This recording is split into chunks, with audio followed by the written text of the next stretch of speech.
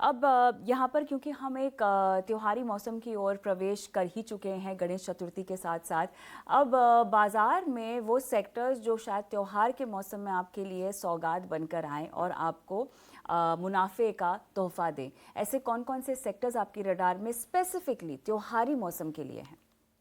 कविता, काफ़ी समय से हम डिस्कशन कर रहे हैं कि, और शायद हम वह कर भी चुके हैं कि इकॉनमी का जो शेप है वह के शेप हो रहा है। अब मुझे लगता है कि वो के शेप की जो एक्सट्रीम्स हैं वह करेक्ट हो रहे हैं। अब मैं समझाता हूँ। तो के शेप के टॉप में लग्जरी कार्स हैं, लग्जरी वॉचेस हैं, लग्जरी ट्रैवल है।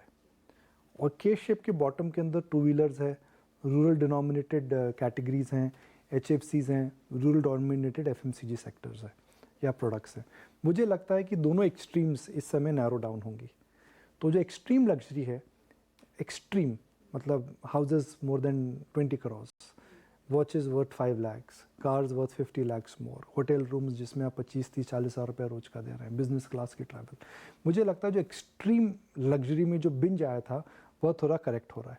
एक तो कि लग्जरी की ट्रैवल, एक तो लग्जरी की डिमांड स्लो हो रही है, दूसरा रिप्लेसमेंट डिमांड कम आ रही है, तीसरा मुझे लग रहा है कि वहाँ पर भी थोड़ा इन्फ्लेशन का इम्पैक्ट आ रहा है। अगर आप नीचे देखें तो मुझे लग रहा है कि टू व्हीलर सेल्स ठीक हो रही हैं।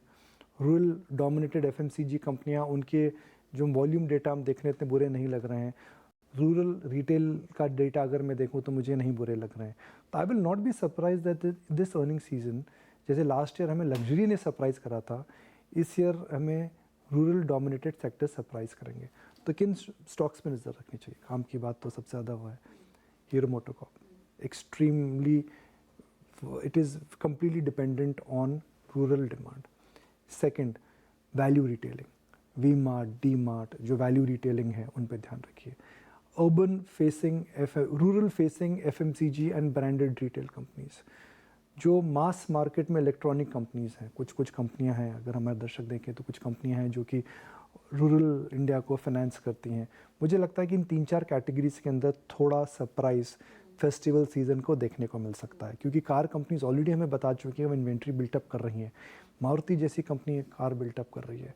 तो मुझे लग रहा है कि we are in for a mild surprise for the rural dominated sectors and a mild disappointment for the urban urban luxury categories. त्योहारों की मैंने बात की, लेकिन एक अहम इवेंट का जिक्र ही करना भूल गई, वो है वर्ल्ड कप। इस पर हमने चर्चा पहले भी कर रखी है इस शो पर।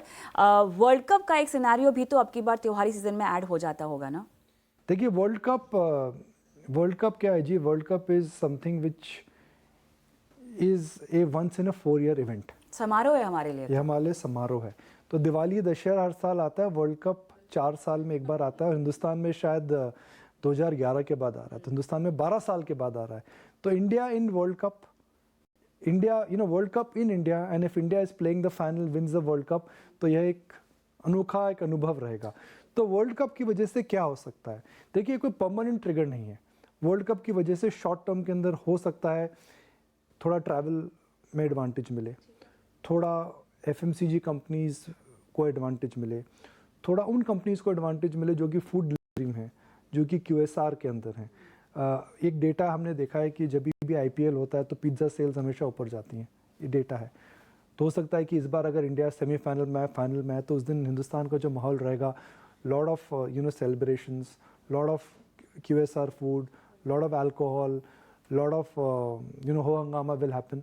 तो कैटेगरीज में मुझे हो सकता है कि थोड़ा सा वर्ल्ड कप रश देखने को मिले। अब कुछ चुनिंदा सेक्टर्स जहां पर आप थोड़ा सा आगाह या सचेत रहने की सलाह देना चाहेंगे, मेरे ख्याल से रियल एस्टेट, इंफ्रा पर तो आपने भी थोड़ा सा जिक्र किया है, इसके अलावा